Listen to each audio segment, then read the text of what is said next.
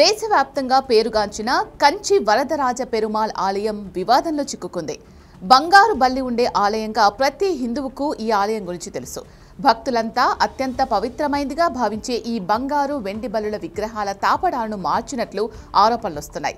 ఈ వ్యవహారంపై ఆలయ అధికారులు, సిబ్బందిపై పోలీసులు దర్యాప్తు చేపట్టారు.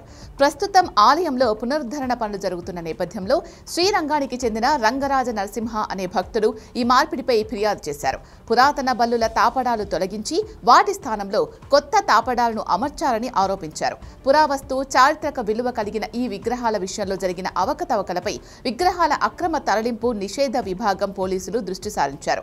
ఫిర్యాదు అందిన వెంటనే రంగంలోకి దిగిన పోలీసులు దర్యాప్తును వేగవంతం చేశారు. ముఖ్యంగా ఆలయ ఈవో రాజ్యలక్ష్మిని పోలీసులు ఏకంగా 8 గంటల పాటు విచారించారు.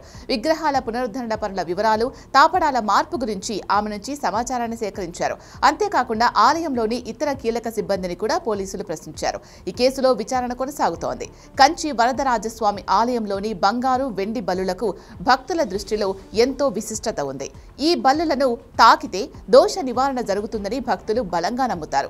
ఇంతటి చారిత్రక, ధార్మిక ప్రాధాన్యత కలిగిన విగ్రహాల తాపడాలు మార్చారు అనే ఆరోపణలు ఇప్పుడు భక్తుల మనోభావాలను దెబ్బతీశాయి. ఇటీవలే శబరిమల అయ్యప్ప స్వామి ఆలయంలో బంగారు తాపడాలు మాయం కాగా ఇప్పుడు కంచిలోనూ ఇలాంటిదే జరగడంతో భక్తులంతా ఆందోళన వ్యక్తం చేస్తున్నారు.